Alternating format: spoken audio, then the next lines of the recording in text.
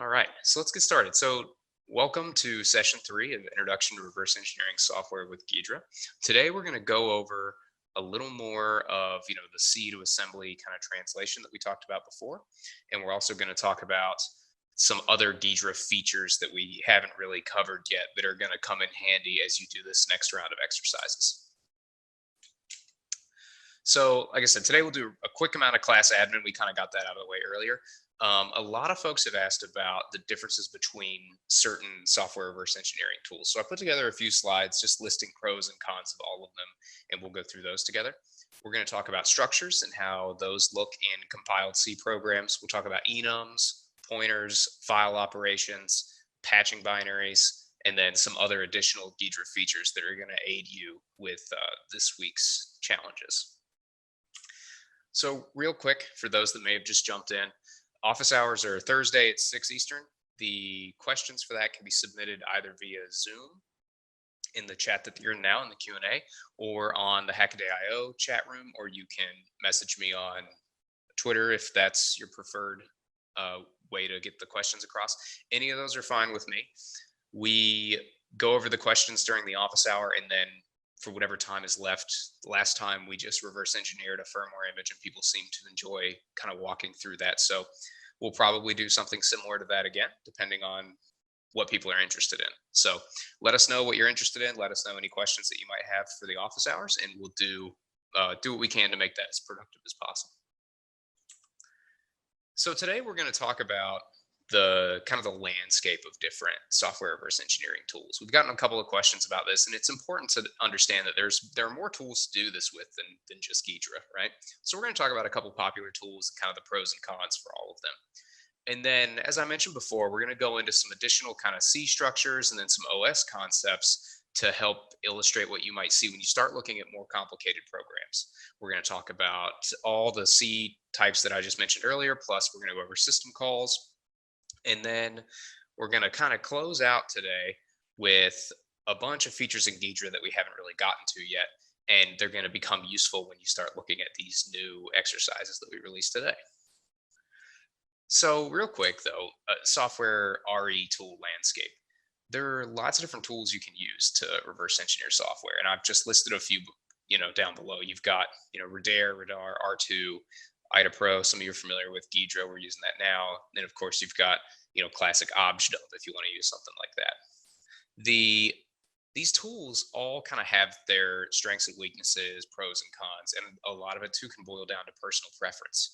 But most of the time when you're working on, some target software system, you will pick whatever tool you think is best fit for the job.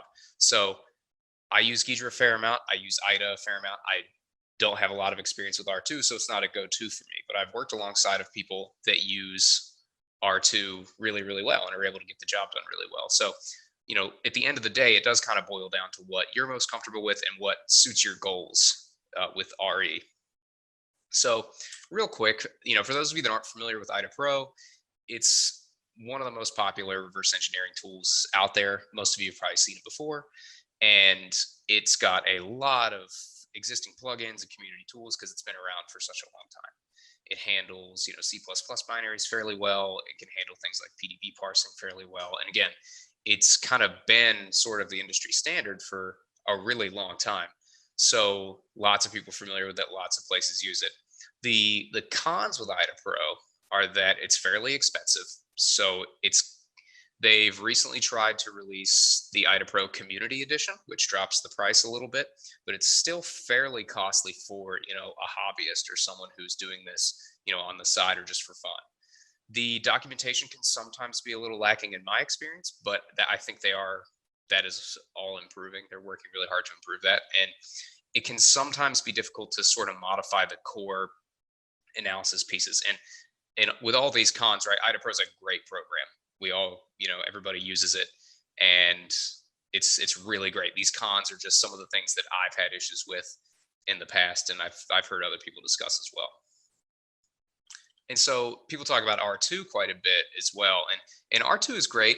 It's open source. The community is super active, very enthusiastic. It has lots of architecture support for various file formats, operating systems.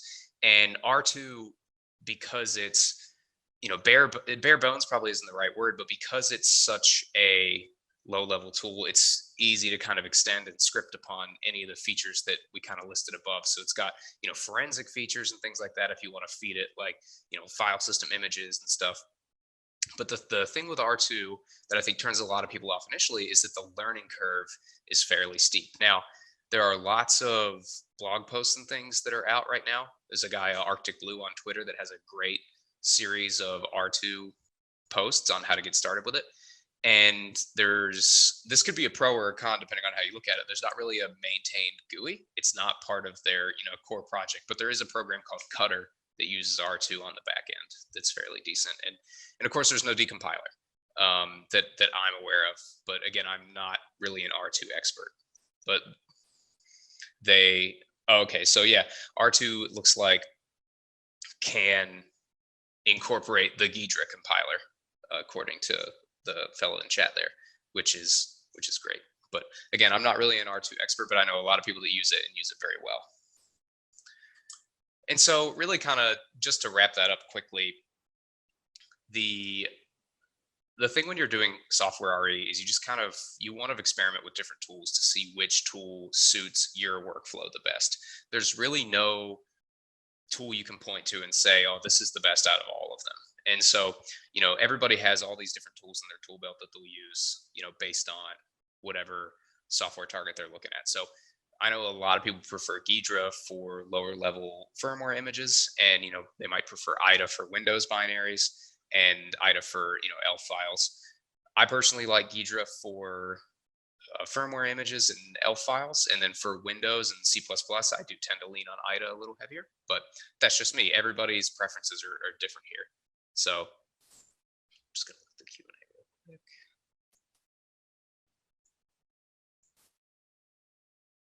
All right. So a good example of what IDA is good at that nobody else has. So I mean, what IDA has that nobody else has is a fair amount of, existing plugins, a lot of community support. The decompiler is really good. The C++ demangling is fairly decent as well. And so Ghidra and R2, I mean, Ghidra, has a built-in decompiler, which, R2 does have plugins to lean on, but, Ghidra's decompiler and its intermediate representation are kind of what set it apart from R2 in that way. So now that we've kind of gone over the various tools, that's a very high level overview. We're going to jump back into what we were looking at last week, and that's talking about how you can identify some of these C structures and C concepts that you might see when you're reverse engineering something. And we're going to start with structures. So those of you that have written C before are probably familiar with structures. Structures are a user-defined data type that allow you to sort of combine various data types. And what they eventually represent once they get compiled is a composite data type with multiple variables contained within it under one like contiguous block of memory. So you can think of it as like a group of variables that eventually will get, padded for alignment purposes for the processor. And what that means is if you have a structure with 2 integers and 1 byte field, that byte field is going to get padded probably to a 4-byte field so that it can be in proper alignment with the rest of the processor. And typically, as a developer, this might not be something you care about a whole lot. If you're an embedded developer, you'll probably run into this, and sometimes it might use up additional space you weren't aware of. But we really care about this when we're doing RE because we need to sometimes reconstruct these structures from the assembly language. And so what that ends up looking like in assembly, so we'll take a look here.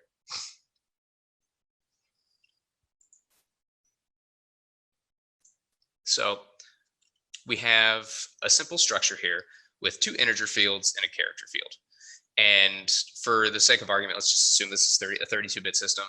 And so all we're doing here in main is we're instantiating the structure, and we are setting the fields to their various values. So let's take a look on the right at the assembly code that represents this. And we're also going to show you what the stack is going to look like and where these variables are going to be presented, or how they're going to be presented on the stack. So go. All right, so first we have, our function prologue. We're setting everything up. Our stack is set up. So we have our two arguments here. We went over what those are during office hours last week. And so the first instruction we have is setting the X field of this structure to hex 100. And you'll notice that that field is located on the stack at RBP minus hex 10. And so the next field, the byte field, you might immediately assume that it's just going to be 1 byte above, hex 10 or under hex 10, right? Since we're on the stack, you would assume that it might be plus or minus 1.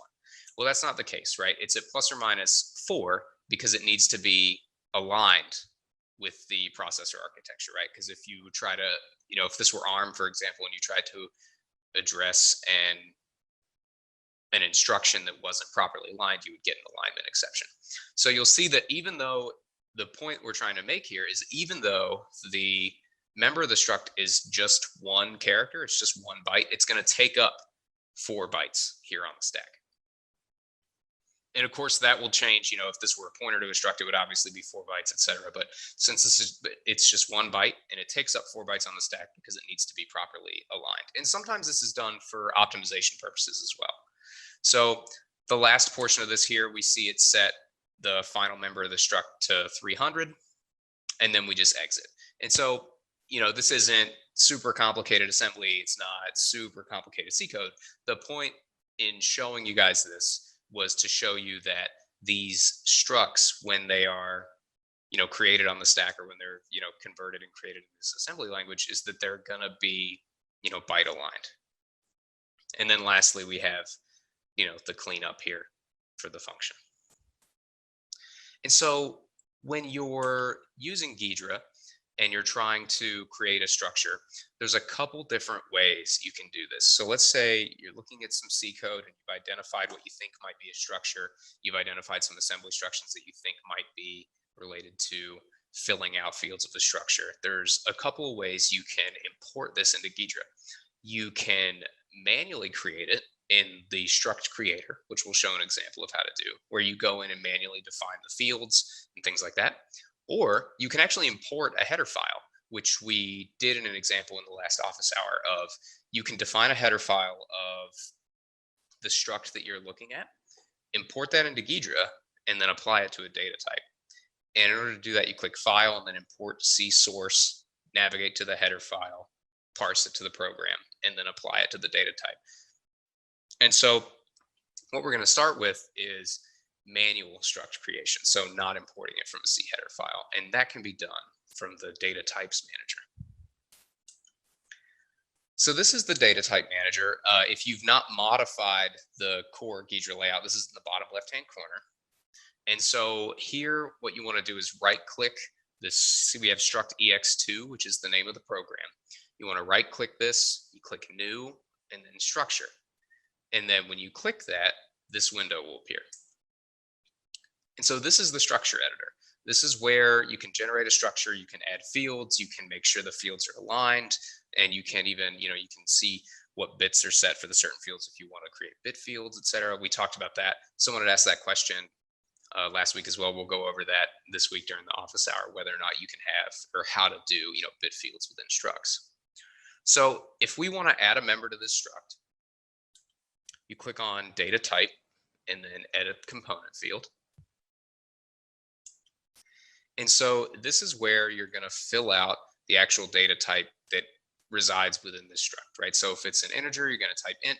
If it's a character, you're just going to use char. If it's a pointer, you do int star, char star, etc., whatever the pointer is to. And so next, you'll see that we've added one integer, and you've got the byte offsets here at the bottom of the struct. And then you can also, if you want to, you can name that field as well. So next, we'll go through and fill out the struct for the rest of the elements that we saw in the previous example. Remember that it was int, character, int. So we do that, right? Now, notice here that the length is only 1. And this is why we have to pay attention to how these things are actually created and managed, right? And how they're padded. So this is actually 9 bytes total. And in reality, we want it to be 12 because remember, it was 3 4-byte fields, even though technically there's only 9 bytes of data that we really, quote unquote, use or care about. So in order to fix this, you can click the align button. So you can select a member of the struct and click the align button. So we've selected our Y member here. Because again, remember, what we're trying to do here is we want this to be a 4-byte field. But we also want to make sure that the data type is properly labeled. So you could make a 12-byte struct by just having 3 integers, right? But when Ghidra tries to do analysis on the struct you created, it's going to assume that middle type is an integer when we know it's actually a byte, right? So when you click align here, you'll see that now this is 4 bytes in length, and it's still only highlighting the field that we care about. And so that's how you are aligning it with the, so Tony's asking, what are you aligning it with that causes it to need a pad? So for a lot of times it's just for optimization reasons, right? If these things are going to be stored on the stack, they need to be on, 4-byte boundaries. So the compiler does a lot of that in the background. So what we've got here now is a properly aligned struct where each member takes up, the appropriate 4 bytes, just like we saw in the assembly code. And so that's how you can do this manually in the struct creator. And this is a super useful feature. It's nice to have to go through and kind of manually twiddle things and edit things if you don't want to constantly re-import C source. But let's say you're looking at something that maybe you've been reversing for a while and you have a nice header file with all the structs that you think you've pulled out of it, or perhaps that it imports an open source library and some of the structures that are being used are in header files for that open source library. You can actually grab those header files and import them into your program to get the resulting data types. And we'll show you how to do that next. So within the Ghidra window, you click File and then Parse C Source. And so what that's going to do is it's going to bring this window. And you can already see that Ghidra has a fair amount of, predetermined header files that it grabs, but we want to add, a custom one. So I have a header file with the struct that we've been working with defined. And so you click this here, and then this is going to bring up like a file selection window. And so I have point.h, which contains the struct that I've defined. So we click on that and load it.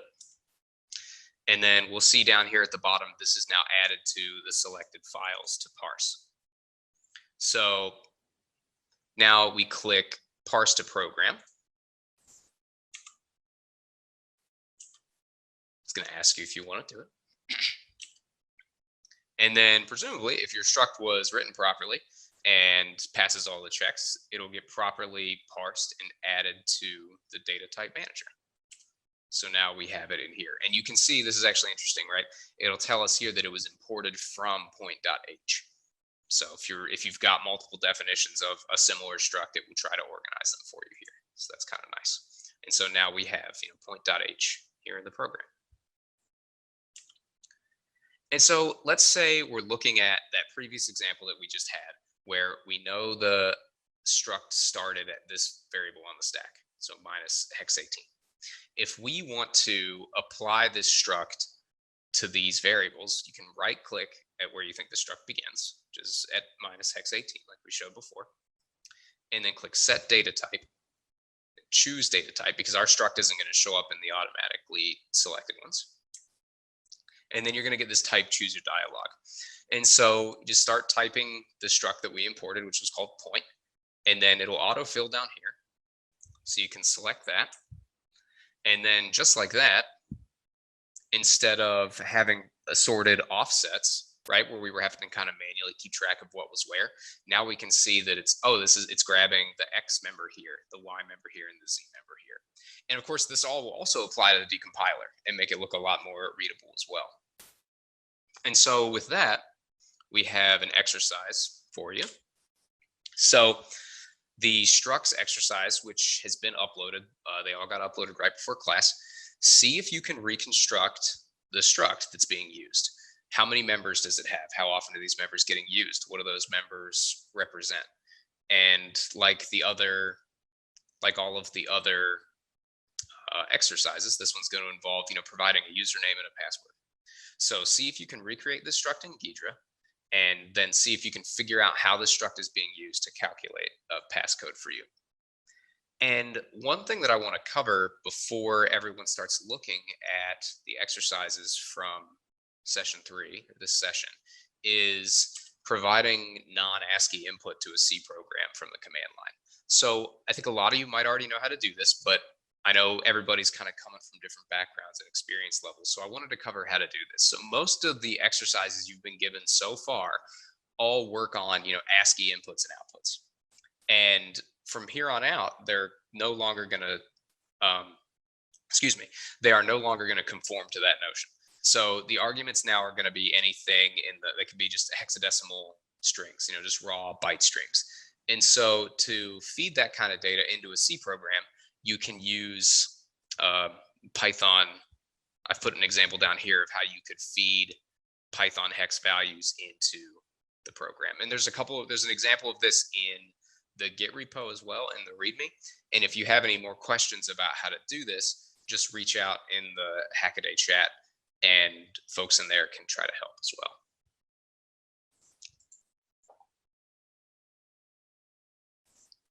So now that we've gone over structures, the next logical thing for us to start taking a look at is going to be pointers. And so again, those of you that have done kind of embedded C or any kind of embedded development before are going to be familiar with this. And the reason I keep going back to, mentioning folks that do embedded development is that embedded development involves understanding of a lot of these sort of lower level concepts. And I know that someone in the chat earlier today asked if it's, okay to rely on the decompiler as opposed to the assembly. And yeah, of course it's okay to use the decompiler. It's just important to also have an understanding of these underlying principles, because eventually the decompiler may not work, or you may need to tweak it, like in some of the examples we saw. So everyone that remembers how much easier the exercises got once you fixed up the prototype for the function, you could see, argv and how it was indexed and things like that, as opposed to looking at just the offsets that were being calculated. And so with an understanding of all the underlying things that are going on, i.e., the assembly language and how these programs are constructed, it makes this process a lot easier, and it kind of helps you figure out what you need to figure out in order to get the information that you're trying to extract from the program. So we're going to talk about pointers. And again, those of you that have written any kind of C before are familiar with pointers. And essentially what a pointer is, for those of you that may not be familiar, is a pointer is a variable whose value is the address of another variable, essentially. So it is an address of a memory location. And pointers essentially provide, an indirect method of accessing variables. And this last bullet may be, slightly debated. Again, I'm not a compiler expert here, but, depending on the architecture, depending on the compiler, pointers are typically, the same size, because they represent an address in memory. They point to something. So this, again, it's going to be, compiler architecture dependent, and that's just something to be aware of, right? They're always going to have roughly the same. They're always going to be the same size. And so let's take a look at this chunk of code here, talk about how it translates to assembly language. So we have some C code on the left, right? And we have two integer values. And what we're doing is, with this ampersand here, we are passing the address of these two integer values, which, let's take a look back here, right? These are local variables, so they're going to be on the stack. Remember, we covered that in session 2. We have these two local variables. We are passing the address of these local variables to this swap function. And so what the swap function is doing is changing the address of what each of these points to, or it's changing the value that's pointed to at this address. So after calling the swap function, A is going to point to 3 and B is going to point to 2. And so we're going to take a look at how that translates into assembly language. So here, right, we dereference X, which means we're going to grab the value at X. So temp is now going to hold 2. So temp has the value 2 in it. And then we dereference x, and we set that equal to the value that's dereferenced at y, right? And then we set the value we change this to now point to 2.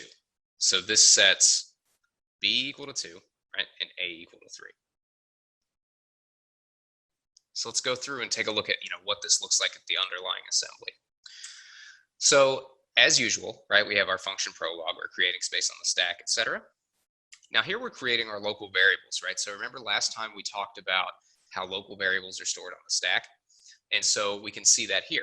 So at RBP minus 8, we've got 2. So RBP minus 8 is going to be A, right? And then here at RBP minus 4, we have 3. So RBP minus 4 represents B, okay? And so next, remember when we call functions in C, we pass the arguments to the functions through RDI and RSI. But remember, we're passing the addresses of these variables, right? Which are going to be addresses on the stack because these are local variables. So let's look at how that's played out.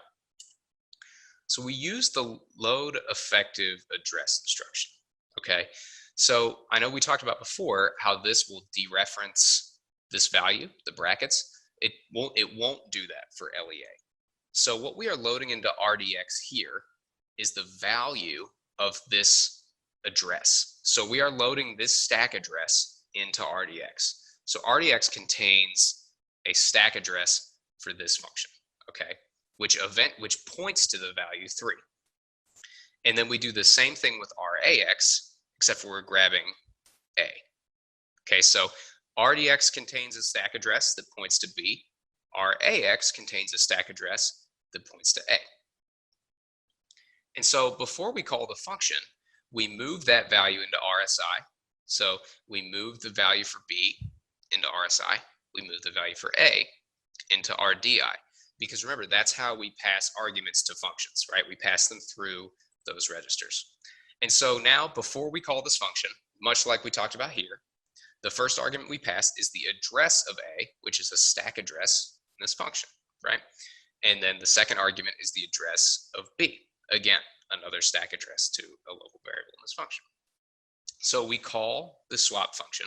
Remember, we talked about what that does, right? So that's going to push the next instruction that we want to execute onto the stack and then jump to this call instruction, or to the address here, which, as we can see, points to swap. So let's see what that looks like in assembly. All right, so we got a lot more instructions here, right? So remember, RDI contains the address of A, and RSI contains the address of B. We are taking that stack address and storing it at this stack address, right? So here we're storing the stack address pointing to A at this address on the stack here, right? Because these are going to be local variables within this function. So this is the function prologue. We're grabbing our register values that were passed and we're storing them locally so we can use them. And so now at RBP minus hex 18, we have the stack address of A. So again, it's not yet the value that A points to. It's a value pointing to A. So, and then at RBP minus hex 20, we have the value pointing to B. And so this next chunk of code, right? Now, after running this instruction, we're dereferencing this. So RAX has that stack address that we passed it, right? And the next instruction we call actually grabs that value pointed to by A, which is going to be 2, right? And stores it in EAX. And the last thing we do is we take that value and we store it to a local variable. And that variable is what our representation of temp here is. And so I hope that was relatively easy enough to follow. There's a lot of instructions going on here. And so if people have questions, I'll take a second after we go over this to look at the chat. And so, okay, so now we've set this local variable temp to the value pointed to by, RBP minus 18 dereferenced twice. So next we go down here, and remember this points to our B variable, right? Or Y here, right? This is our y argument that was passed. So now after running this first instruction, RAX contains a stack address that we passed into it previously. So now we dereference that address to get the actual value, which is going to be 3. Okay, and so EDX at this point contains the value 3. We've grabbed it off the stack, we've grabbed it from what was passed to us, and now we've stored it into EDX.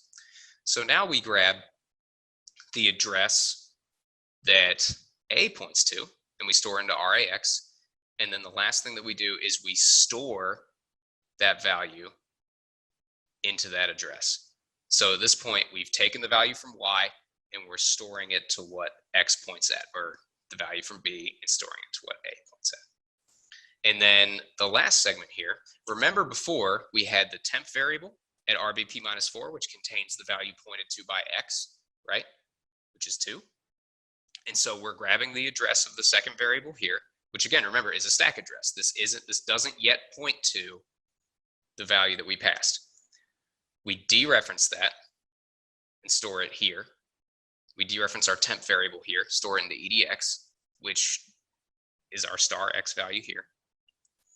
And then finally, we store that temp value at the address that Y points to. And essentially what this is doing is it's taking the values that each of these point to and swapping them.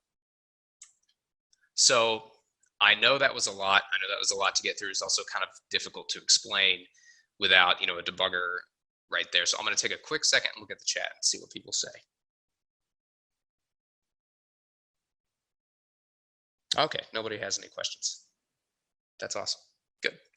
All right, so pointers in Ghidra. We talked about pointers. We talked about how confusing they can be when you're looking at them from an assembly perspective. You can create pointers in Ghidra using the pointer data type. And so you can have a pointer to multiple types of data. So when you're making one, if you want to make it a pointer to a structure, when you're creating one of these types, you can just do in the same way that we just did. Remember we did structure point for the structure that we were making. If it were a pointer to the structure point, you could just do point star. So we'll take an example. We'll take a quick look at some examples of this.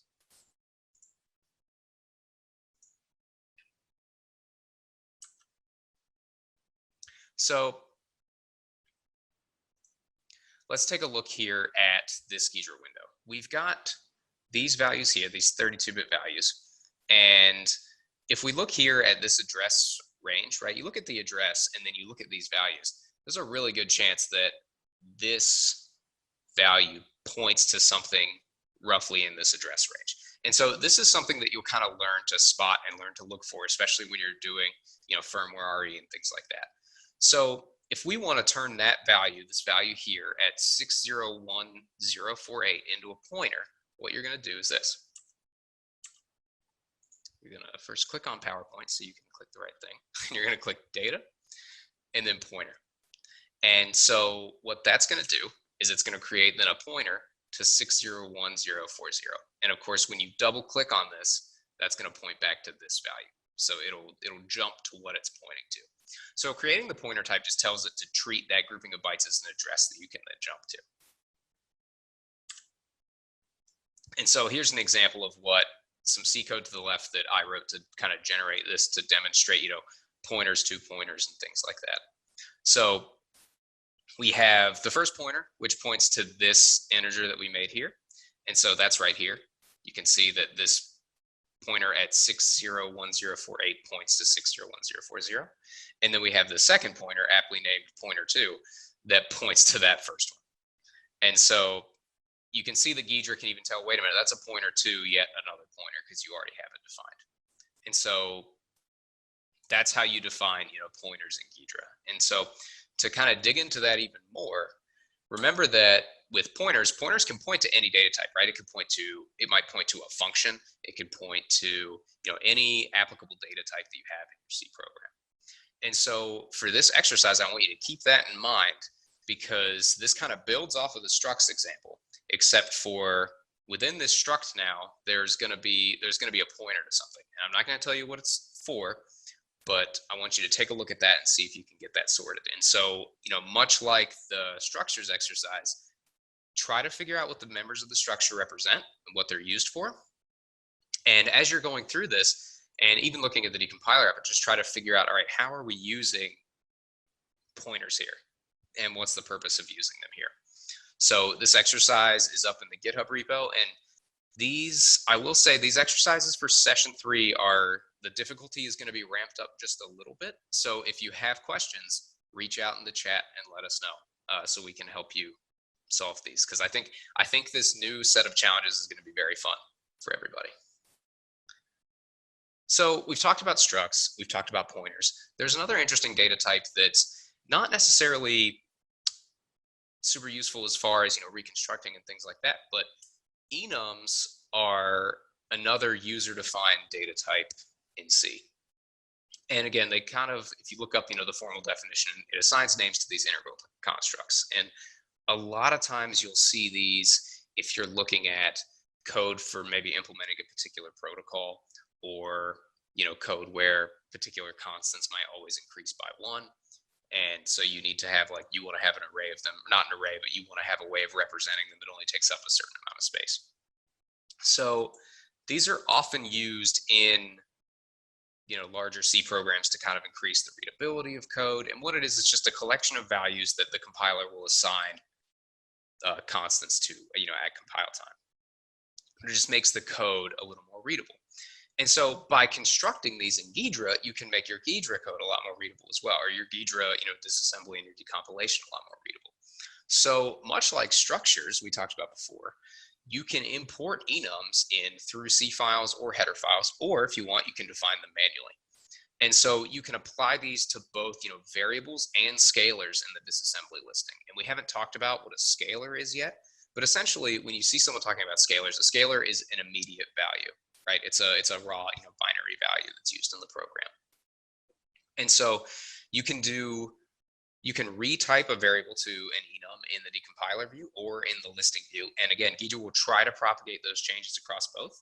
And sometimes it works. I've had times where it doesn't, but you can experiment for yourself and see, how well that works for you. So here's a simple example of a program that has an enum that represents each day of the week. And so that is represented here with ivar 0 or ivar 1. So this enum is the classic enum example of, it's got all the days, Sunday through Saturday, and it goes 0, 1, 2, 3, 4, 5, 6. Okay.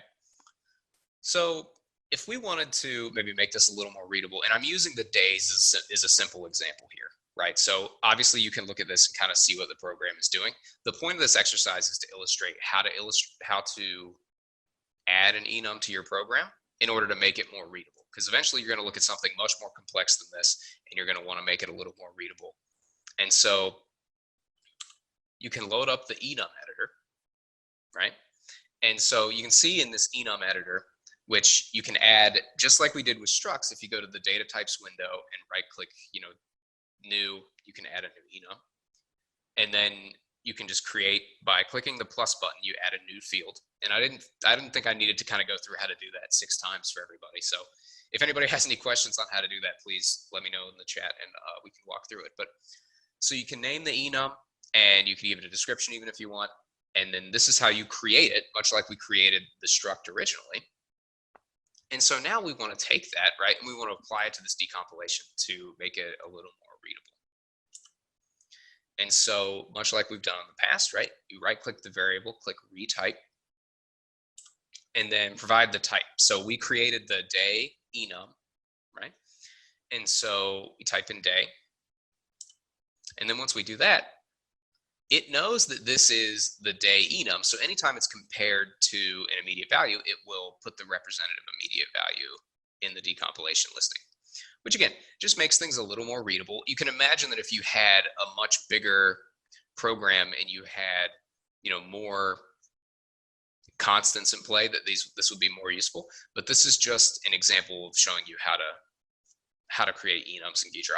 I figured since we were going over structures, it's important to also go over this. You're not going to get an exercise for this, but it's important to understand nonetheless. So we've gone over all these user-defined data types in C and kind of how you can attempt to reconstruct them in Ghidra.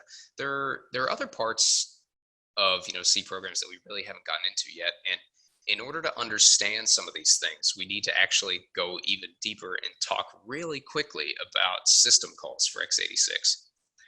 So system calls are used to interface with the operating system. Anytime you need something that might require additional privilege, like opening a file, writing to a file, things like that, you need to do this through a system call. And the operating system has a syscall handler to catch these system calls when they occur, and they are called by using an instruction called syscall. And so if you want to call a particular syscall, the information you use to tell the operating system which syscall you want to call are requested by passing values through these registers. So much like, we talked about how you set up a function call by passing certain things in through registers, right? There's a defined ABI that says arguments go in this order through these registers. You have something very similar for the syscall instruction. And this is the Linux version. This is how Linux handles, the syscall instruction. So register RAX has the system call number. And if you Google, Linux system call table, you'll be able to see which system call numbers correlate to which system call. And so a system call can be something as simple as, writing a file, opening a file, things like that, exiting a program, etc. And so at RCX, you have the return address. R11, you have the flags, like the saved R flags. We talked about that and how that gets set for conditional statements. And then the rest of these are just arguments for that syscall. And so a lot of you probably haven't seen this instruction because 9 times out of 10, it's going to be implemented by libc. So when you call printf, right, printf is going to call the write syscall, and it's going to write to, standard out. But you provide those arguments through the libc function call. But we're going to take a look at what this might look like in assembly.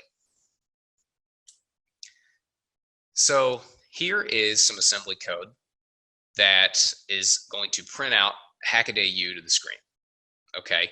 Now, I know a couple of you had mentioned that you're still having trouble kind of reading assembly and understanding it, and we can talk about that here. So the first thing that this thing does is it sets up all the parameters for the write system call. Okay, so if you look up the system call table, you'll see that value 1 is the write syscall. The first argument that gets passed to it is the file descriptor that it's going to write to. And so the standard out file descriptor is just 1. The second argument is an address to the buffer that it's going to write out. And so you'll see here that points to something in the read-only data, this HackadayU string. And then the last argument, which we load up into RDX, is how many characters to write out. And so this is, if you were to look at, the C source code for, the libc implementation of printf, it might look something similar to this, except for these values would be provided by whoever calls it, right?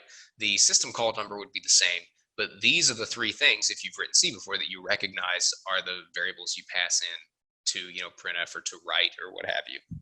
So this is how that's implemented, like at the assembly level. And so the operating system has a handler for this that will catch this when it's called and read these values and say, oh, okay, I know what I need to do. I just caught a syscall instruction with 1 as RAX. I need to write somewhere. And then it grabs the information that it needs in order to perform that write and performs it and returns.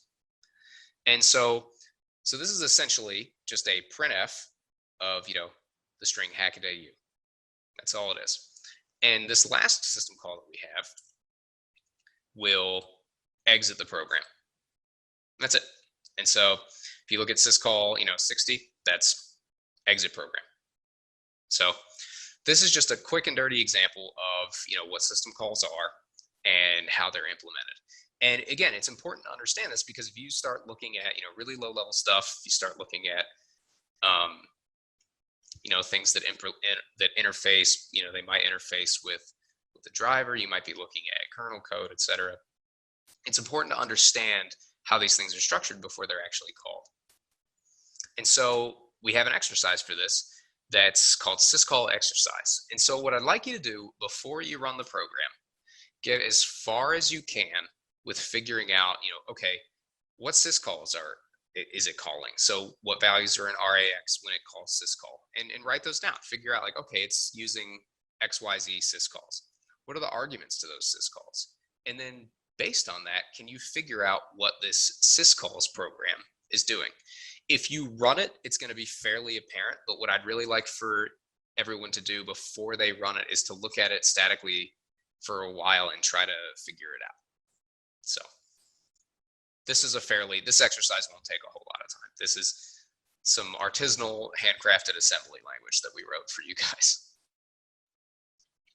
And also one thing you'll notice about this, the entry point might be a little different. So take a look at that and remember that we talked about before, you want to always start with, if you can't find main, start with underscore start, right? Because you see here, we've got underscore start.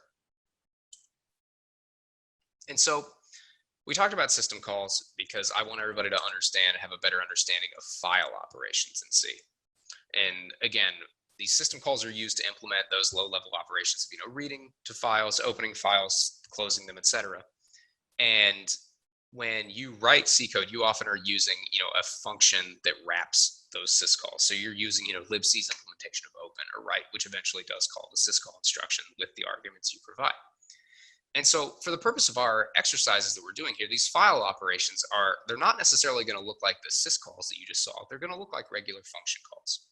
Because again, libc kind of utilizes the system call instruction for you to provide these in a more approachable way. So let's take a look at some example code and how it'll translate that does some operations on some files. So we've got a fairly standard chunk of C here on the left, where we're just going to open a file called testfile.txt and write the string write to file to it, and then we're going to close it, right? So let's take a look at how this translates into assembly. So we've got our function prologue here, nothing new. This is all stuff we're used to, right? These are all local variables, right? We've got argc, we've got argv, and then we've got this value here, hex 400 6A4, that's being stored locally. So if we want to figure out what that is, you can use, objdump, you can use any of the tools we talked about that analyze ELF files. And if we do that, we see that in the read-only data, we've got both of these strings here, right? So at 6A4, we've got write to file, the null terminated ASCII string. And that's going to be stored at RBP minus hex 8. And then at 6B4, we've got the name of the file. So we'll just keep that in mind for later. But that's where these variables are being stored in the ELF file, and you can find that by using some of the utilities we talked about in the first session, or Ghidra would tell you this if you were looking at it in assembly, or if you were just looking at it in the decompiler. And so when we call the open function, right? So we are passing it, remember, 6B2.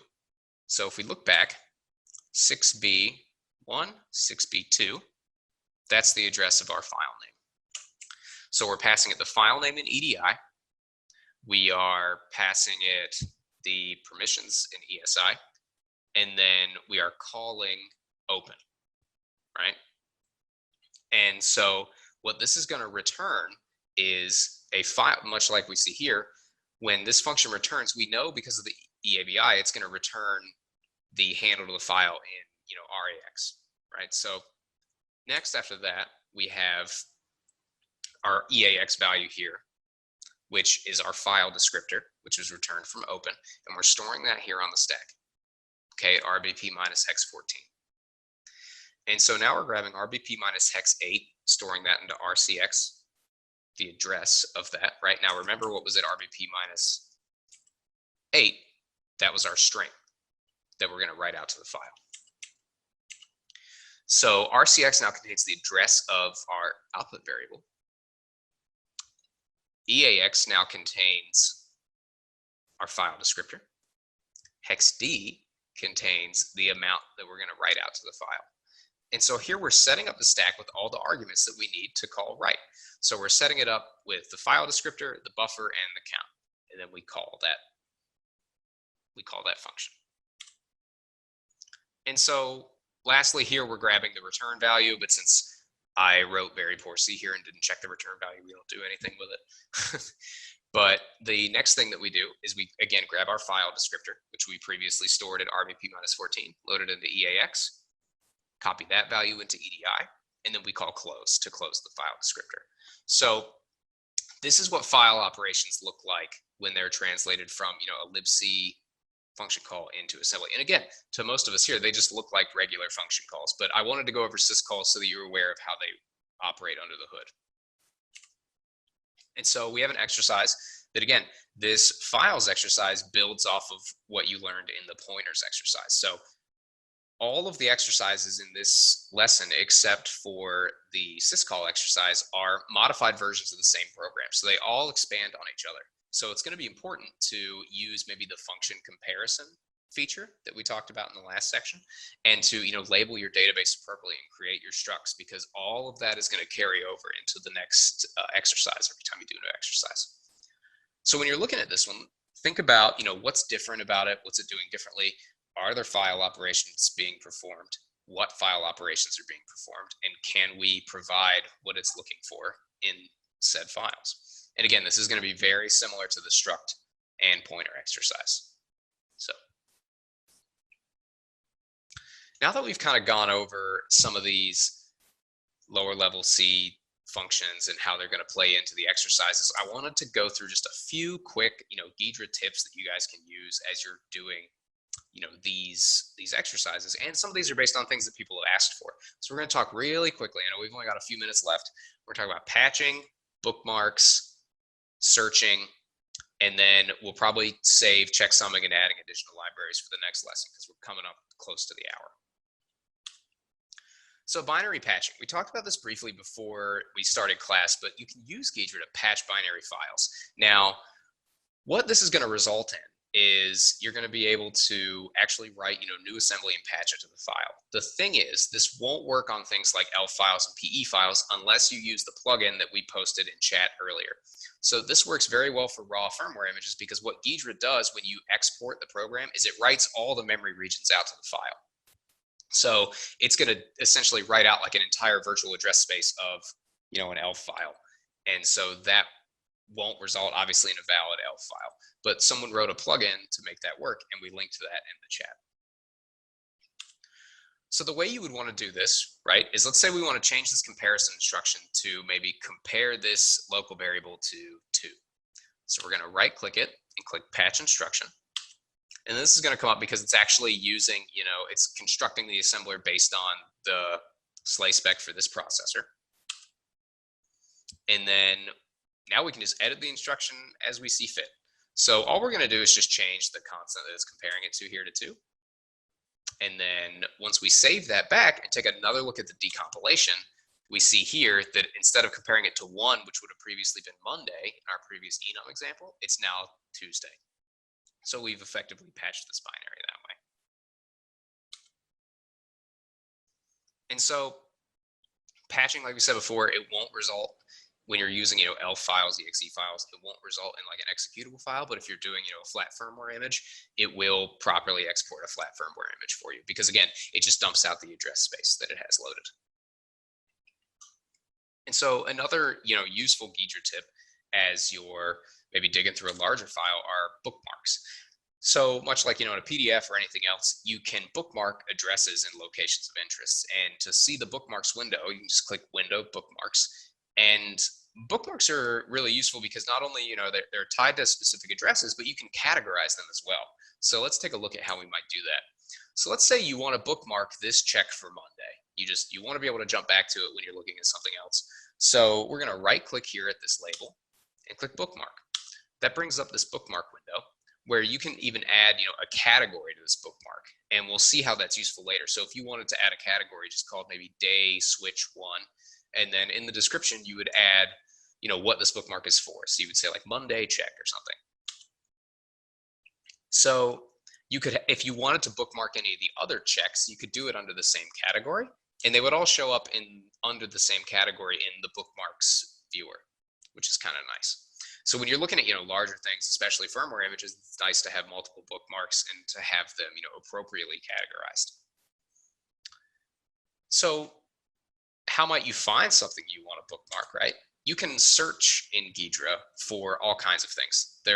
You can search for instructions, scalars, direct references, instruction patterns, strings, and you can choose whether you want to, search just program text or, like the listing display or just the raw values in memory. And so we're going to do a couple examples of how to do that, and then that'll be it for today. But the instruction search is really useful. If you're looking for a specific instruction, you can search for that with Ghidra. If you want to find something that, maybe references an address, you can search for that using the direct references search. One of the more interesting searches you can do is an instruction pattern search. So if you want to look for something that maybe does like a move, move, move, compare, LEA, move, you can search for that exact pattern throughout the entire binary, and Ghidra will show you where it finds instances of those patterns. And then, of course, you can search just for immediate values if you're looking for something specific. Say you're looking for crypto constants or what have you. And then, of course, you can search for defined strings, everybody's favorite go-to. So I want to talk about a couple of these search features here and show you how you can use them in Ghidra. And again, this is all going to kind of be based off of that day's enum example, just so everybody knows where we're coming from there. So let's say we want to look for an instruction pattern, right? Let's say we know that this comparison is switching against that enum that we're interested in. Maybe we want to find out if there's somewhere else in the program that's using the same sequence of assembly instructions. So we can highlight these instructions and then click Search Instruction Patterns, and it brings up this window. And so in this window, you can choose what things you want to filter on here. So if you only care about just these instructions and you don't care about what arguments are called to them, you can filter that out here. So you can either mask the entire column or unmask it. And you can even see here, as you remove elements from it, these dot, dot, dots are essentially, don't cares. And so if we do that, and we do it with we keep the variables here to be, the specific ones that they were when we called it, which there's probably not going to be that many instances of move instructions of this address to EDI, because that's printing, that's adding the address of something we want to print to EDI. But if we got rid of all those and we're looking for just this sequence of instructions and we want to see how many times that occurs without any of the arguments. So this is us searching for this sequence of instructions and ignoring the arguments. We see that we have it 5 times here, right? Which is exactly how many comparison cases happened in our statement with the enum. So this is a really useful feature when you're looking for, maybe chunks of code that could have been repeated and things like that. And this editor is also very, very useful. I've used it many times. And so let's say you want to maybe look for X references. You want to see, you want to search for references to an address or references to a certain function. So you highlight a variable. In this case, we've got the main function highlighted. We look for direct references. And so what this is going to do is going to look for direct references of the address that main is at, right? So 400570. So then we see, oh, okay, yeah, I have an address for that here, and it's referenced, and it's in, the ELF header, right? So it's got the ELF symbol here listed. And so you can also search, for scalars, you can search for strings, but those are fairly straightforward. We don't really have to go into that here. Another thing I wanted to kind of walk you folks through before we close out today is how to add, comments to your Ghidra database. So you can use these to sort of enhance both the listing view and the decompiler view. And there's all kinds of different comments, and they can be a little confusing. And so to add a comment, all you want to do is right click the variable or the area that you want to add text to and click comment, or just highlight it and press the semicolon. So let's say we want to comment above Monday here in our example program that we've been looking at. We've got all different types of comments: pre, EOL, post, plate, etc. And so the pre comment will show up in the decompiler output. And then the rest of them, if we look here, all show up in the disassembly listing. So we've got a plate comment, which you can use to, maybe you want to annotate an entire block and say everything from here below is whatever. And then you've got, a pre comment here before the instruction, an end of line comment after the instruction, or after the end of the instruction, and then a post comment 1 line under the instruction. And so that's what all those different comments look like. And so to kind of wrap up today, I know we went through a lot again. So today we talked about how to find more constructs in C and how to relate those back to the assembly. And I know we had a question again in chat today about, how important is it to lean on the decompiler versus, understanding the assembly. And you really want to be able to do both, because like I've said this before, stamp it on my forehead. There are going to be times when the decompiler isn't going to work for you, and you're going to need to know the underlying assembly constructs to make sense of the code. And so we also kind of went over a few more Ghidra tips to make the process more streamlined, and how to maybe assist you folks with doing the exercises, because a lot of people seem to enjoy that. We did it during the office hour. And lastly, the exercises for this course are up on the GitHub page.